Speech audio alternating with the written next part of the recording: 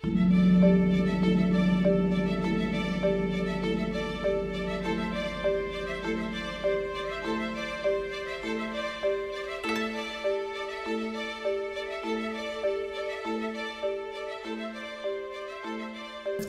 I'm just really kind of focusing on maintaining your weight or even weight loss, but there may be people in the audience who are actually struggling to maintain their weight, and if you are actually one of those people, it may be worth talking to your GP and getting referred to a dietitian if that is a bit of a struggle for you in maintaining your weight.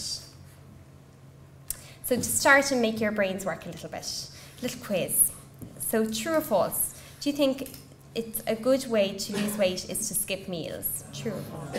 False, yeah. I suppose sometimes people do think, right, well sure, if I just cut out my dinner then I'll surely lose weight. But we know from all the evidence that people who skip meals, and especially breakfast, actually are more overweight than people who have 3 regular meals a day. So that's not what we're all about. Which contains more calories? 1, a teaspoon of oil, 2, a teaspoon of butter, or 3, a teaspoon of low-fat polyunsaturated fat. So butter, yeah, butter seems to be coming up there. Well, actually, it's a teaspoon of oil. So yeah, some of you probably are a little bit surprised at that. And I suppose what I just want to get across from that is, we all, olive oil, yes, there are many health benefits associated with it. And people would use this on their salads and think that, yeah, I'm healthy, I'm doing a great job. But it's just to remember that at the end of the day, a fat or an oil still has calories. And so it's not a case of that you can just pour away to your heart's content. You do have to remember that that's actually going to count towards some calories as well. This might be interesting. How many calories does it contain? So packet of crisps, any ideas? Anything? It's about 133 calories. You don't even eat them. So about 133 calories. So just to bear in mind, just kind of want to put up this so that people kind of think about, when you are having your snacks, what that's actually meaning for you. And I know Irene's going to go through a little bit about, about exercise and obviously, if you're eating a lot of snacks and a lot of very high calorie snacks, you're going to have to work extra hard to try and burn those off. So a large chocolate chip muffin, how many calories? I hope nobody had one this morning. It's actually 420 calories. I know, it's shocking. Yeah, and it's so easy, that's the thing. It's so easy just to eat these things and you don't even enjoy it sometimes. Just, oh sure, look at I'm in a rush, I'll get something to eat. 420 calories. A slice of apple tart, so we might all have, our apple tart on a Sunday. It's about 288 calories. And of course that depends on, the size of the slice, whether you're going to put ice cream with it, you're going to put cream. And last but not least, an iced donut. Again, somebody must have been doing their research, about 323 calories. On the other hand, which of these do you think contains 100 calories? So 4 squares of chocolate, a fun-sized chocolate bar, a small cupcake with no icing, with 2 plain biscuits, a chocolate biscuit, a scoop of ice cream, or half a cereal bar. So which one do you think might? Oh, all of them. Somebody must have seen my slides. Yeah, they all contain 100 calories. So just when you compare this to the slide before, that if you are, we all need our treats every now and then, and life would be very boring without it. It's just to make a smarter choice. So which of these provides more calories? So a gram of fat, a gram of protein, a gram of alcohol, or a gram of carbohydrates? Fat, yeah. So 1 gram of fat provides 9 calories. And again, it's just that when you are eating, that you're bearing in mind which of your food groups is going to provide the most calories. So things like butter, margarines, oils, that they are the most calorific thing that you can eat. After that then, the 1 gram of carbohydrates provides 4 calories, and our carbohydrates are things like potatoes and rice and pasta, and you do need those, but again it's just to kind of bear in mind how many calories you're going to be having. Protein then are meat, fish, eggs. That's actually, they provide the least amount of calories because they're providing protein, so there's 3.5 calories per gram of protein. And alcohol is one I think that people can kind of tend to forget when they are thinking of what they're eating. And 1 gram of alcohol provides 7 calories. And the last, which contains more calcium. So 100 mils of full-fat milk, 100 mils of low-fat milk, or 100 mils of skimmed milk. Full fat, same.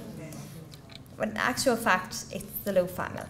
So sometimes people think, well, if I change from my full-fat milk to my low-fat milk, I'm not going to be getting the same calcium. In actual fact, you're going to be getting more. But you can see how many calories you're actually going to be saving as well. So, if you are trying to maintain a healthy weight or you're trying to lose some weight, you really should be taking the low-fat options. Okay, so that's it. I won't make you work anymore. Just to talk about the BMI, your body mass index, and I'm sure most of you have probably heard of this at some stage and people have probably mentioned it to you. It's a measurement that we use and it relates a person's weight to their height. And we use it then to classify adults as underweight, overweight, or as obese. And how we do that is we measure people's weight in kilograms and their height in meters squared. And we use this equation then to get a figure. So for example, if somebody is 12 stone and they're 5'6", they would have a BMI of 27. So what does that mean? Well, we have this classification system. The World Health Organization has issued this. And if somebody has a BMI that's less than 18.5, they're classified as underweight. And this is not good. There are many health effects of being underweight as well. And as I said, you really would need to ask your GP to be referred to a dietitian if that was the case. A normal weight, so what we're all aiming for, and for general health, and we know that there's so many health benefits associated with being a healthy weight, your BMI should be between 18.5 and 25. We then get into the overweight category, and that would be between 25 and 30. Then obese is divided up into 3 classes, so anybody who has a BMI over 30 is classified as obese. And I think, in recent times, the BMI of the Irish population has increased, and it's just not to compare yourself to others. So oftentimes people say, but sure, I'm much smaller than the person down the road. They don't have a problem. But you shouldn't really be comparing yourself to, the person down the road or the neighbour, because their BMI might actually put them into the obese category. So you really should get your BMI calculated so that you know what your target then is. Just on the graph, I think it's a little bit maybe clearer to see. Obviously, if you're in the yellow category there, you're okay, you're a healthy body weight, but if you're heading up into the orange and the red, then you need to do something about it. Waist circumference is a really easy measurement to use, and that also, we know that people who have a waist measurement of less than 94 centimetres for men, or 37 inches, or less than 80 centimetres, or 32 inches for women, that those people will have much less effects of their weight. So for instance, if you have a waist measurement that's above the 37 inches in men, you're much more likely to develop cardiovascular disease, certain types of cancer. And obviously, if you're carrying that extra weight, it's going to have an impact on your breathlessness as well. In Ireland, like I was saying, maybe not to be comparing yourself to the neighbour or the person down the road, 49% of Irish men and 70% of Irish women actually exceed the recommended waist circumference. So we can see, we do have a problem. How do you do it? So it is, like I said, an easy enough measurement, but I suppose, like most people think, oh, well, sure, don't I wear my trousers, or, you wear your jeans on your waist, and unless you're Simon Cowell, you probably really don't. So what you should do is to find your waist. So with your finger, you feel the bottom of your ribs and the top of your hip bone, and then your waist lies between these 2 points, and it's normally where your belly button is.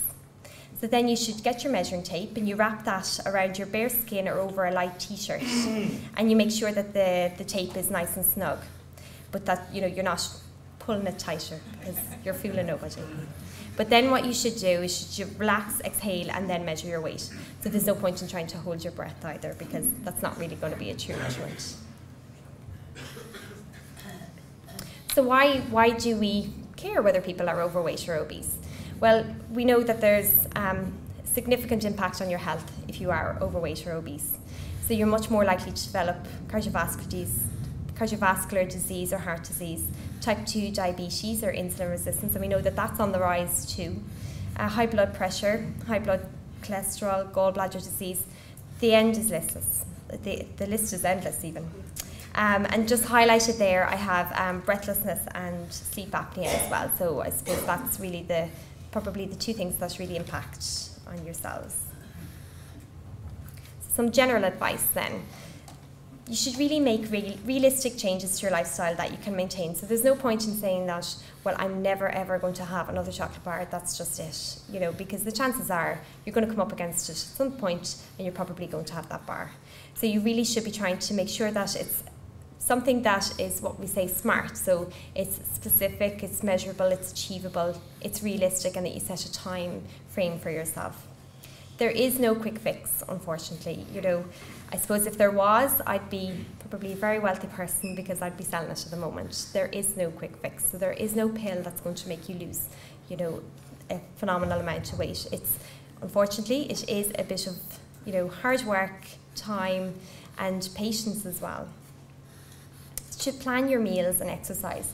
And Irene's going to talk about the exercise, but definitely planning your meals, it helps you to avoid falling into the traps of maybe getting the takeaway, or, you know, just having that muffin before your dinner because you're starving, because you haven't thought of what you're going to have and you have to go to the shops.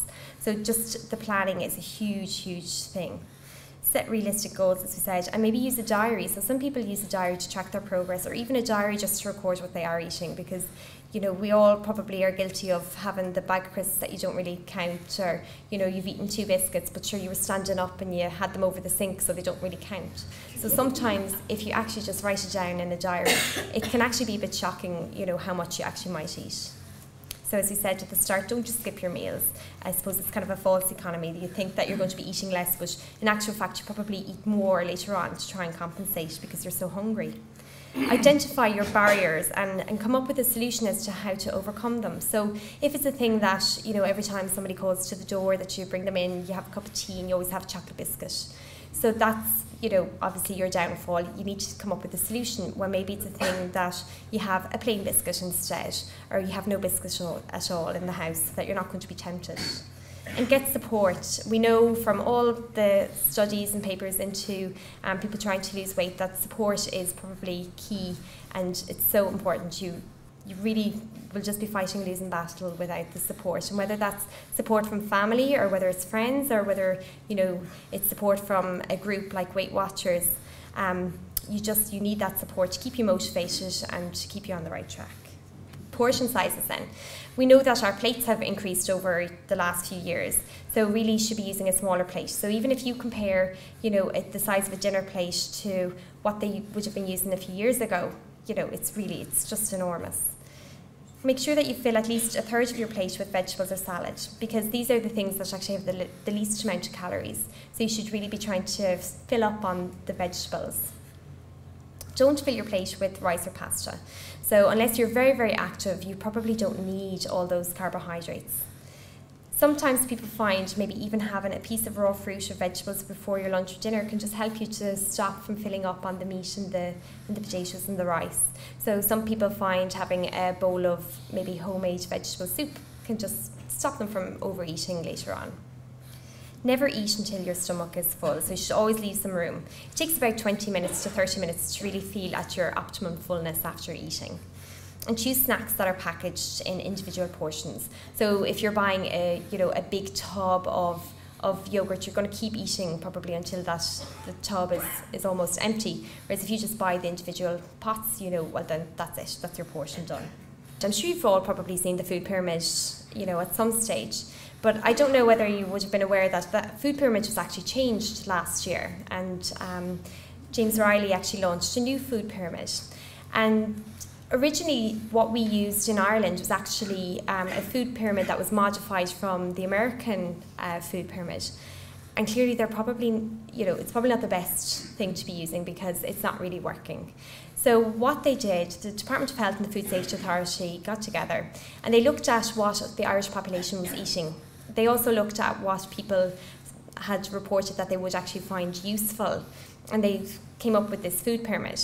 And what they've done is they've actually divided it into different categories of people. So we have some guidelines for children, some guidelines for teenagers, and then adults divided into under 50 and over 50.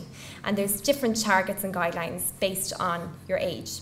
There's also different targets based on whether you're sedentary or active. So it's just covers a bit more of the population, and it's probably a bit more useful in terms of trying to guide you into what you really should be eating. And you can see, I'm sorry now it's a bit blurry, but just the top two shelves there, you can see there's oils, and butter is the second from the top.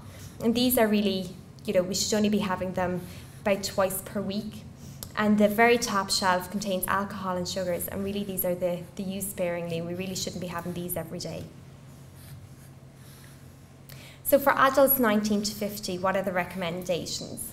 So there's also, it's categorized differently depending on gender. So for men, we can see that the sugar, and for women, you really shouldn't be having the sugary foods or the alcohol, not too much and not too often. The oils we use sparingly. Then our meat, our protein foods. For men, the main meal should be 1 serving, and for women also 1 serving. And the difference then between men and women is for the light meals, so 1 to 2 servings of protein for men and just 1 serving for women. Then you can see there the differences between the dairy. There's the fruit and vegetables, like I said, they're probably the group that really you want to be trying to increase, because they're the ones that are going to provide you with the least amount of calories. So you're aiming for between 5 to 6 if you're a woman, or 5 to 7 servings if you're a man. And then finally the carbohydrates, and I think this is where the big change was, because often with the food pyramid before, it was that you should be having 6+ servings per day, and for somebody who's maybe sedentary and really not going to be getting much exercise, that was clearly too much, and that person was going to end up gaining weight if they were to have that much per day. So now it's divided, and you can see there, for a lady who's sedentary, you should only really be having 3 to 4 servings of the carbohydrates per day. Just at the end there, they do also have guidelines on activity, but I suppose Irene's going to be going into the activity plan for yourselves, so I won't go into that. And then for those of us maybe who are over 50 in the group, there's differences there as well. So you can see that there's not really as much of a difference between men and women for the dairy and for the fruit and vegetables, but again in the carbohydrate section it's a little bit less. So I won't go through the portion sizes of every food group, but just I suppose what I thought maybe was the most important ones would be the bread, cereals, potatoes, pasta and rice group. So 1 serving is equivalent to 1 slice of brown sliced bread or whole grain soda bread. And you can see the rest there. But I think what's really interesting is that, it's now divided up into, okay, yes, 1 serving is equal to perhaps 1/3 of a cup of raw porridge oats, but also 1 bagel counts as 1 portion, but you can see that there's a huge difference in terms of calories between the two. And so they're trying to get people to be a bit more wary about what you're actually eating. So, okay, you can't just take, yes, I'm going to have 4 portions of carbohydrates, they're all going to be bagels, because you're just going to end up gaining a huge amount of weight. So it's just to highlight that there is a huge difference in the calories, and just need to be a little bit more savvy in what you are choosing. So your fruit, vegetables and salad group as well. So 1 serving of those would be equivalent to a medium apple, an orange, a banana, maybe 10 to 12 berries. A small glass of fruit juice as well counts as 1 portion. But you can't get all your portions from fruit juice. So if you were to drink a litre of orange juice, it still only counts as 1 portion, because there's so much sugar in it that you actually, the benefits start to the risks outweigh the benefits at that stage. So really you're trying to get your more fruit and vegetables and as much variety as possible, so as much colour as possible. And we know that that has the most health benefits in terms of cardiovascular disease and certain types of cancer as well. So how many calories are needed? They've actually issued guidelines on calories as well with this food pyramid. And you can see there it's divided, and you can pick out which category you belong to, but there is quite a difference. So if you are somebody who is very active, you're going to need more calories obviously than somebody who isn't. And with age as well, the amount of calories that we need decreases. I just thought maybe I might put up a little bit of information about food labelling, because I know oftentimes people kind of ask about it because it can be very, very confusing. And by law in Europe, all products have to contain a nutritional label, but it can be kind of confusing trying to understand what exactly it means. And so by law all labels have to have a guide per 100 grams. but unfortunately, you know, maybe 100 grams is not going to be the serving size of what we're actually going to be eating. So for example, if you were to take 100 grams of bread, that's actually 4 slices. But typically you'd only eat 2 slices, so that's not going to give you how many calories you're actually going to be having. So you need to remember that you need to calculate out. And then on the other hand, 100 grams of lasagna, that's only a quarter of actually what you probably would eat, because the typical serving size is about 400 grams. So if something says that it has more than 10 grams of sugar per 100 grams, that's a lot, and you really should be looking for something less than that. Whereas 2 grams per 100 grams is actually little. Then 20 grams of fat is a lot per 100 gram, whereas 3 grams of fat per 100 grams is a little. Then it's divided into saturated and unsaturated fat. So saturated is really the one that we're trying to keep down, because there's no health benefit associated with it. And we should be trying to aim for less than 5 grams of saturated fat. And then salt can be confusing as well, because sometimes it says sodium and sometimes it says salt.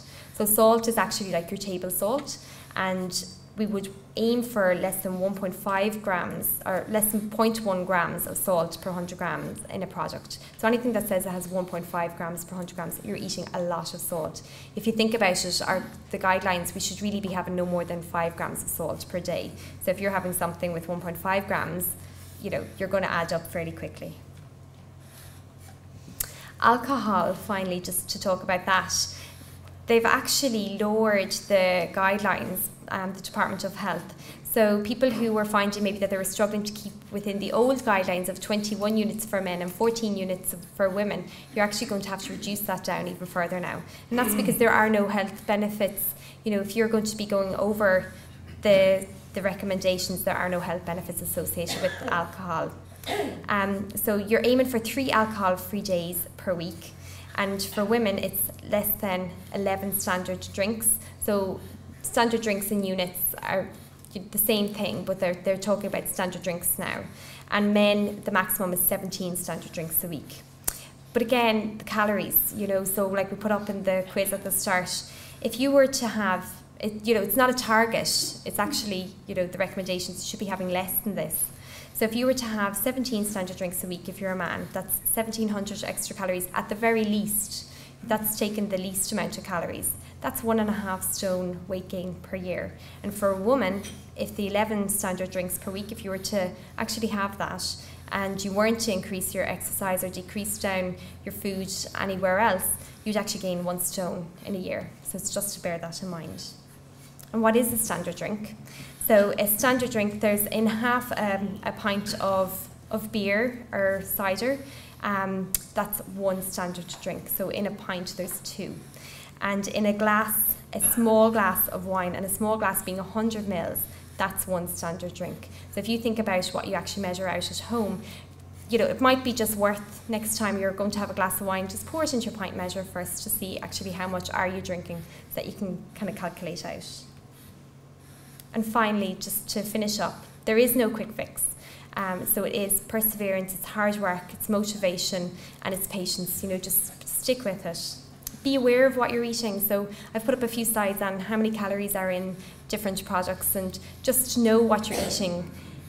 It's everything in moderation. You know, life would be very boring if we were to give up absolutely everything, you know, and you have enough to cope with trying to, you know, deal with your health issues without, you know, cutting everything out. So it's just to be wise in what treats you are choosing. And just a final note, just it's okay to lapse, but just try not to relapse, and definitely don't collapse.